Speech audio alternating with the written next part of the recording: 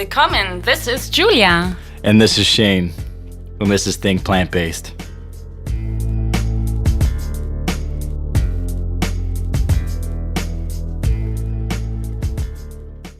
Think Plant-Based. Make sure to check out recipes, health tips, travel tips at www.thinkplantbased.com. And we're officially on iTunes, so please rate and write us a review on iTunes. Write us a review. Give us 2 stars, 3 stars, maybe 5 stars. Let us know. For sure, 5. Yeah, I mean, who would give us 2 stars anyways, Yeah. right? But yeah, make sure to do that because that's how we get found. All right. We back here again. Yeah, in our new studio, right? Finally. Yeah, finally a new studio. We get to work things out, get things better. Yeah, exactly. And we have a special guest from Utah. Yeah, Hi, Cassidy. Good morning. Good afternoon. Hello. Thanks for having me. Oh, you're so welcome. Yeah, our pleasure. Yeah, please tell the listeners more about yourself and how you discovered the plant-based lifestyle. Yeah. So my story starts long ago. Pretty much my whole life I've had health problems. When I was 13, I started getting chronic kidney stones, like every few months, my whole life. I started getting really bad migraines. I went and lived up in Canada to do a little service mission. And when I was there, I got really, really sick. When I came back, I just got more and more sick. Finally, when it was all said and done, I had over 12 different diagnosed health conditions.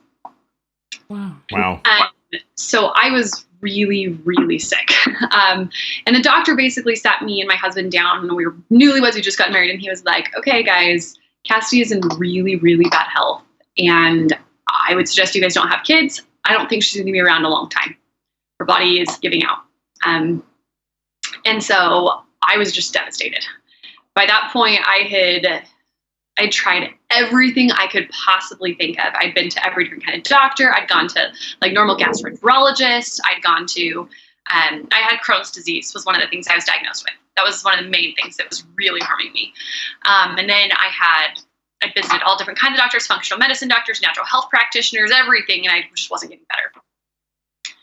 So after that meeting, my husband and I were like, okay, something has to change because like, I'm not going to die. And that's when I kind of determined, I was like, I feel like food will be really one of those things that affects me the most. I ate like trash. Like you guys, I ate so bad. I lived on hostess snacks. I lived on Mountain Dew, Dr. Pepper. Oh. So it was really bad. So, I mean, in my mind, I was like, anything has to be better than this. And yeah, my doctors were telling me that didn't matter. It didn't matter what I ate. Really? So it was kind of that motivation that I was like, hey, I want to get some more education. I want to know for myself. I started reading every book I could come in contact with, every, show, podcast, everything. And it seemed to me that the most popular thing that was supposedly the best for health was the keto diet. So I actually went keto. And so I went keto first. And then that was when I fell in love with nutrition, and I decided to go back and get my master's degree and PhD in nutrition. And it was in that process that I very, very quickly learned how horrible the keto diet was for you. And it became obvious to me that all of the data and science was suggesting that a plant-based diet was ideal. That was best. Right. And I was really scared because I'd been keto for such a long time. I actually felt better on keto than I did, obviously, on my Twinkies and Dr. Pepper. So I loved the keto diet, and I was like, no way can I give up meat. Like, no way will I ever do that. And so it took a little while, but I'd known it was the right thing to do for a while because all the data and science was doing it. Finally, I jumped in. My husband and I decided to give it a 2-week trial. And so we were like, let's just try the plant-based thing for 2 weeks, see how I feel, see how things go, and then we'll determine from there what we want to do. And seriously, within the first 2 days, I was a new person. Like within 2 days, I was like, oh my gosh, this is better than I've ever felt my entire life. So I was hooked. I was sold, and I've never looked back. We're still in our 2-week trial here years later. So it's been a journey. We've been through a lot of different things. I've tried different things. I wasn't just like, oh, I'm plant-based. I wasn't raised healthy. I wasn't, I had to find this on my own out of necessity for me to live. And so I love a plant-based diet, but I'm really grateful for my journey that got me here, because I don't think I would have done it without that. Right. And you're still alive, right? You're Who still knows alive. if you still I'm be here. alive with the keto diet, right? How long have you been doing the keto diet? So I didn't do the keto diet that long. I was probably only on it for 6 to 8 months. Oh, okay. Yeah, so I tried it. I kind of went more paleo first, and then like went on to keto to try to reverse the health problems. And it wasn't super long before I was like, this is horrible. Wow. And how long have you been plant-based now? So I've been plant-based for just about 5 years now. Wow. Oh, wow. That's great. Yeah. I think sometimes it's even hard to even discover the plant-based diet, especially when you eat like conventional food, right? Like, I mean, us being plant-based, we think like, oh yeah, it's easy to get access to all the knowledge we need to know about eating healthy, right? But there's still so many people out there that never heard about plant-based eating sometimes. They have no or they idea. think, yeah, exactly, they have no idea, right? They think, oh, so what do you eat? Like just juices and smoothies and Twinkies. yeah, exactly. So that's great. Twinkies, do they got cream in them? Maybe they got cream in those ones. Oreos is what I meant to Wonder say. Bread. Oreos are Isn't vegan. Wonder Bread vegan too? Yeah, Wonder Bread, Oreos. I actually never had Wonder Bread. I grew up in Europe, and then when I moved here in North America, I heard about Wonder Bread, but still never tried it. I've never actually had Wonder Bread either. No? Okay. No. I Well, grew up in because of North your mom, America. right? I guess. Yeah. Eating healthy. I don't know. Yeah, it must be maybe more of an American thing. I don't know. Maybe we have one. We probably have Wonder Bread here. I just never. Oh, you guys have it. Yeah, we have do we? it. Yeah, Okay. we do. Yeah, I bet. Oh yeah, we definitely have it. Yeah. You're down in Utah? I don't know if the listeners heard that. If Yeah, you know, I am. Yeah. Okay. Yeah, is it snowy down there? Yes, unfortunately. Yeah. Oh, Wait, I Christmas. prefer Nice. warm weather, but it's very cold right now. That's good. is it? But Oh. bad. It depends if you're into snowboarding and outdoorsy, I guess. It's true. I'm not coordinated enough for snowboarding, so my husband loves the snow. I don't. Fair enough. Fair enough. Nice. What I actually love is that your husband joined you on your journey, you know, to eat healthier. Because that really always helps. Because he didn't have really health issues, I would guess, right? Yeah. It's interesting. So he was like one of those people that was like perfectly healthy, never got sick ever, like didn't get the cold, like super healthy. But he actually had heart problems. He had the beginnings of heart disease Oh, no. at a young age. He was super healthy, super fit. But he had the beginnings of heart disease, and we didn't think much of it at the time. If I didn't know what I know now, I wouldn't have thought anything of it. Even when we knew at the time, we were like, whatever, that's fine. Take some supplement or whatever.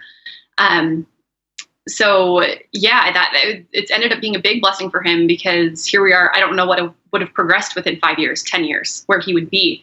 That he's a totally different person now, much healthier.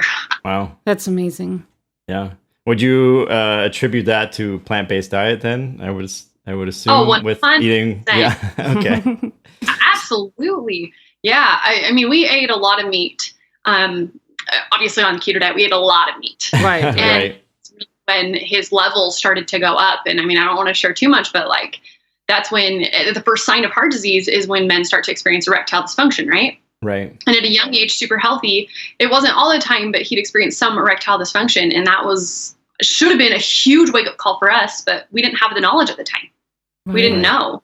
And so later, once we learned, we were like, we dodged a huge bullet. That could have been horrible. That could have been a heart attack on the horizon. But luckily, we were able to switch things up. And he's got a super strong, super healthy heart. None of those things now that it quickly cleared up on a plant-based diet.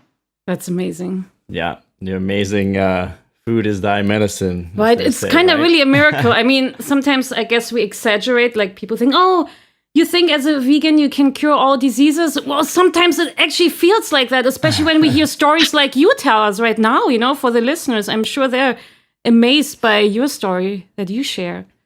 Yeah. Yeah. And I will say there is a big difference, though, between being vegan and being plant-based. Correct. Because I work with a lot of people come to me as a nutritionist who are vegan, who are super unhealthy. Right. Because they're pounding burgers, Beyond Burgers all the time, and like the Oreos, like we talked about. There's lots of junk food that's vegan, and I think it's really important to realize not only is that super unhealthy, but that's not sustainable. That's not sustainable for farmers, for the environment, for anything. The best way to eat is a real whole food plant-based diet that can be sort of sustained by local agriculture that local farmers are growing, and it's the cheapest. People don't even realize that either. Like, so I true. spend way less money than anybody I know on groceries. And I eat really good. Yeah, it's like the cheaper of a diet, you know, like the peasant food diet, like beans and rice, the like healthier you be. I mean, you look at the kings back in the day, they were the ones overweight and Eating white bread. just eating everything. And, you know, yeah, I mean, it shows, right? So, yeah, No, so absolutely. what foods help prevented, because you said that you had irritable bowel syndrome, and how did that help? Like, what foods help promote a healthy gut and help you deal with that? So there's IBS, which is like the lesser form, which many people have, but I actually had IBD.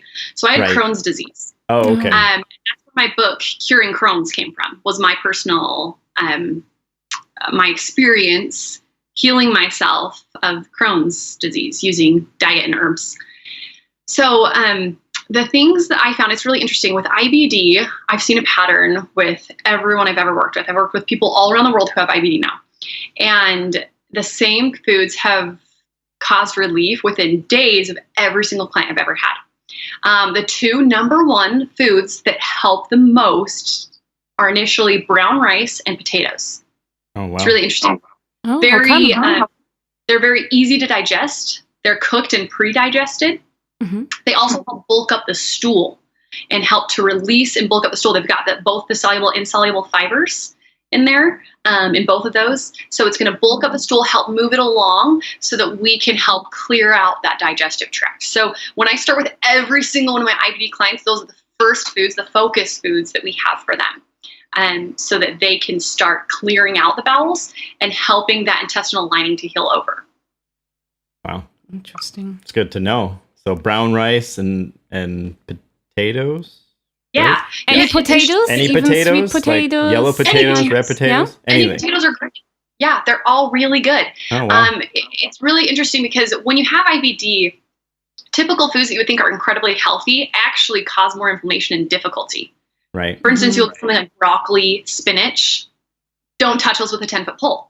A normal average person should be pounding those every day. Those are some of the most important foods. But when you have IBD, your body can't break it down and it causes inflammation in the gut. Right. So one misconception that a lot of people have is, let me just go plant-based and that'll fix my problems, my digestive problems in particular. And when it comes to digestion, that's not always the case. Some people with mild forms of IBS can get away with just going plant-based, and that fixes everything. But with IBD, I had to really, when I say I went plant-based, I took a different approach when I first went plant-based. I had to cleanse my system. I created a protocol for myself to heal my Crohn's disease. So it's focused on that brown rice and potatoes. Initially, one of the interesting things with IBD is that we actually want people to have mostly cooked food, not very much raw food, and it's really, really soft, easy to digest foods. So things like squash, things like mushrooms, things like peas are very easy. More difficult things like beans, you'd want to wait on initially. Okay. Right. Yeah, there's those foods that are incredibly good for the intestines. Even things like sauerkraut or any of those probiotic-rich foods, we'd want to hold off on for a little bit initially. Okay. It's a very, very easy diet to begin with. Like, So probiotics? super cooked, super digested, and that's how you start to heal the gut. And then you start to introduce all those other good plant-based foods. Right. Right. And so probiotics to like supplements are okay? Or also like you should wait till you use them too, I guess, right? Yeah, I have all my clients wait. Right. Mhm. Because often what's happening is that intestinal lining is bleeding in most cases. Those with IBD know there's a lot of blood involved, both internally, whether through ulcers or externally, causing bleeding in the stool. And so we've got to get that smoothed over first. Once that's smoothed over, once that villi and the intestinal lining is smooth and healthy, then we can start to add nutrients. But none of the nutrients are being assimilated or absorbed initially while we have that cracked, horrible lining. So we build that up. And we build that up with several kinds of herbs that it just kind of depends on the person. But herbs are super helpful. Things like boswellia have been studied extensively for IBD. There's tons of peer-reviewed studies on it. Things like slippery elm and surprisingly even cayenne are really, really good on the intestinal lining. Once that's healed, then you introduce the probiotics, then you introduce, all the good healthy foods, and now you can assimilate and absorb all of those amazing nutrients. Great. So I have a question about slippery elm. Should you have it on an empty stomach? Because sometimes it absorbs all the nutrients too, right? And flushes it out, like, let's say slippery elm or other things sometimes, right? Like, what's it called? Like some... Islandhouse or flax. Yes, things like that, or even like, jello. not like the volcanic ashes, but kind of like, I forgot the word now, but something that absorbs all the toxins in your intestines, but then it flushes it out. So I heard you should actually, when you use it, you should wait before you have your meal. Oh, charcoal, it's slippery. is that what you're referring to? Things like that, or like some, I forgot the word, like when you can ingest something from the volcanic, what's it called? Like from, I'm not sure. There's some minerals. Like charcoal? No, but you can get it from the volcanic, I just forgot now, but certain things that absorb toxins in your intestines. And you should wait till you have your meal. Is slippery elm like that too? That before you have your meal, like when you take slippery elm, you should wait before you have your meal? Not necessarily. It can be taken with meals, especially if you take it in a capsule form. But the important thing with slippery elm is to have it with lots of water. Because slippery elm becomes so mucilaginous and it absorbs everything. And so that water content is necessary for it to do its job. It's very, the name does well. It's very slippery. It's very thick and slippery, which is exactly what we want on those hurting intestines, on those, bowels that are really bruised and hurt. Everything just hurts to digest. So you want that really thick mucilaginous covering, but you have to have the water content to help it do that. So the water content is more important for something like that. And that will also help, like you were talking about, it to flush everything out. We want it to flush all the dead minerals out. We want it to flush all of the bad stuff out, essentially. And to do that, we want the water content. So the water content is the most important thing. Different people will find different things work. Some people have to have it with a meal. Some people have to have it on an empty stomach. People kind of find their bodies and how they deal with it best. Right. And how do you know you're ready to incorporate fermented foods now? Do you have to ask your doctor, or is there a certain way you can find out for yourself? I work with my clients to work with their healthcare providers so that there's like a symbiotic relationship there, so they understand. But one of the easiest ways we know we're ready to move on and add foods back in is we're having easy bowel movements, 3 to 4 easy bowel movements a day, well-formed, no pain, no bloating, no bleeding, and we have energy and feel healthy. Anybody with IBD will tell you they don't feel any of those things. And so once we get to that point where we're having easy bowel movements, where we're like, it's not difficult to go to the bathroom. You don't always have to like sit near a bathroom. We're not waking up in the middle of the night. There's no pain associated. Once we have that, we know that the body, it's healed. It's healed over and it's ready for the next phase. Right. That makes sense. Mm-hmm. So other than a healthy eating lifestyle, what else do you do to kind of like balance your life to kind of, incorporate other healthy things, like maybe like exercise and things like that? Because I know that has a big important role on the gut and health as well, right? Yeah.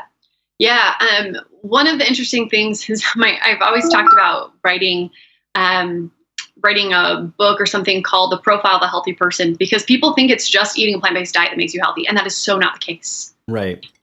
People who work in very high stress environments, who are working tons and tons of long hours, they're still probably going to be sick. Yeah. Mm-hmm. People who stay inside all day and don't spend time outside getting fresh vitamin D from the sun probably aren't going to be healthy, So there's a lot of things. So the things for me that help the absolute most, it's getting outside every single day, not only with the fresh air and the microbiome, the microbes that are outside, but also the vitamin D content. So important. So getting outside every single day, I feel like is really important. There's going to be some days that's not possible, whether for weather, personal, experiences, but I always do my best to get outside every day. So that's one of the big things for me. Exercise is really big. And I think there's a huge misconception that people have to go to the gym and pound weights and work out for an hour and a half a day. I don't have that time. I've got young kids. I've got a business. I don't have time to do that. So I plan about 20 minutes every morning that I work out, and I work my body hard as I can. I will change up what I'm doing. Sometimes I work out with my kids. We run around the house and we do little burpees and jump around together. Other times I'm in the basement lifting weights. So it just kind of depends on the day, but that 20 minutes of exercise is important, that I'm physically moving my body every single day. So that's a big one for me. Another profile of a healthy person is somebody who's emotionally healthy. I think that's incredibly important. There's people I know who, Jordan and I joke all the time that there's people we know that like are super happy, but eat like junk and they live to be 100. Like, you know, but they're really happy people. They don't care. And sometimes that mentality behind it is more important than what we're putting in our mouth. Now, it's not to say, I mean, like, that's not to say forget it all and just be happy. I think that there is there's a ton of merit in taking care of our body. We'll live healthier lifestyles to that 100 years. But I think that mental aspect is something we don't talk about enough. That being happy and healthy. I mean, the blue zones are a perfect example of that, right? Right. So true. The blue zones, these people are living a long time, and almost all of them, when they answered about why this was happening or what was most important and what they were eating, they said it was who they ate with. It was, you know, their spirituality. They all had a sense of belonging in community. They had a belief system that drove their whole community. So when you look at that, having a strong belief system, having a strong community, feeling happy, having a good family, those things all contribute to long-term good health. And so for me, it's a full body approach. Nobody will just get better in the long run their whole life by just eating well. They've got to do the things to be well, full body, inside and out. Yeah, that's totally true. So true. Sleep's another one too. I think people underestimate. Right. Or we think, oh, I can just drink coffee and just sleep 4 hours. And I want to work. I want to become rich. 4 coffees a day. I'll just get through the day with 4 coffees and not sleep well. And exactly. All these energy drinks, right? They're very popular too. Yeah.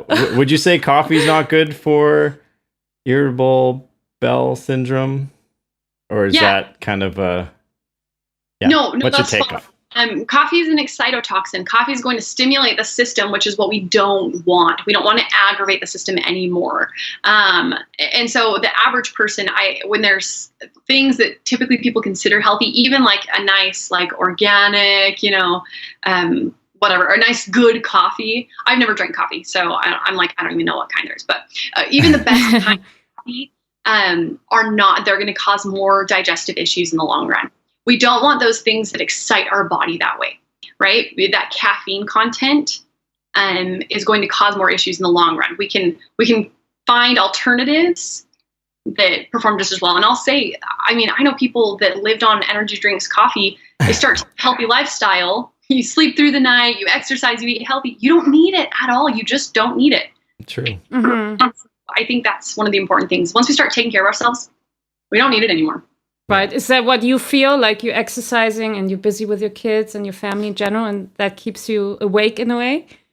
Oh, yeah, absolutely. It's interesting. People don't realize an apple will actually help. Some studies have shown that an apple will help give you just as much energy as a coffee will, a 1 cup coffee will, except for one has negative side effects and one only has good side effects, right? Mm-hmm. So we eat the real food, so we get what our bodies need. It gives us that natural boost, that natural oxytocin, that natural serotonin. You know, it gives us those natural hormones. So it's not synthetic, it's not faked.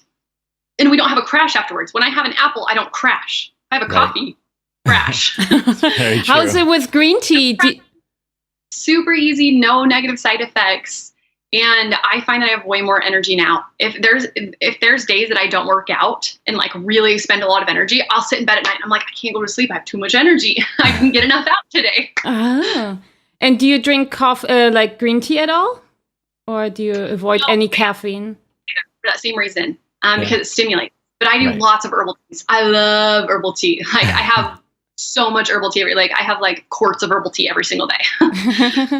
It's good. Nice. A lot of water. Water is key. Stay hydrated. Yeah. So how can listeners find more about you and the services that you provide? Yeah. That's a great question. So my book, Curing Crohn's, is on Amazon. It was a #1 bestseller, which I was like super excited and stoked about. Congrats. Yeah, congratulations. Thank you. That's amazing. When you self-publish, you never expect that. Yeah. You're I like, guess. Yeah, right? Awesome. So yeah, my book Curing Crohn's can be found on Amazon. You can also contact me on my website, reverseibd.com. So it's reverseibd.com. That's specifically for Crohn's and colitis patients, but I actually work to help, because my experience in helping to heal my own diseases, I have tried to help a lot of people see how food can help them in their diseases. So I work with all different kinds of diseases, heart disease, diabetes, like thyroid stuff, you name it. And that I usually work under Spiro Health and Wellness. So it's SPIRO Health and Wellness.com. So those are the 2 best places to find me. You can contact me there if you have questions. I even offer free consultations. That's awesome. Wow. Yeah, we'll make sure to put all that stuff in the show notes so people can find you. Definitely. And get in contact with you if they have any issues. Maybe you can help them with it. And Hopefully. Hopefully, because no one wants to feel icky, sick, and not themselves, right? Yeah, exactly. Yeah. We have a healthy gut, we feel much better, and you definitely make a big difference to the people you meet, touch, that's amazing. So inspiring, and we learned so much today. Thank you so much for your time. Yeah, thanks for talking with us. Yeah. I appreciate it. Yeah, you're very welcome. Our pleasure. So have fun in the snow. Make a snowman for us, because we don't have snow here in Vancouver, Canada yet. Yeah, not yet. It's starting to get there, but we don't get too much, unfortunately. No, we don't. Hey, embrace the sun while you have it. Sounds good. Well, we'll talk later then. Take care, Cassidy. Take care. Bye. Thanks a lot. Bye. Ciao. Ciao, ciao.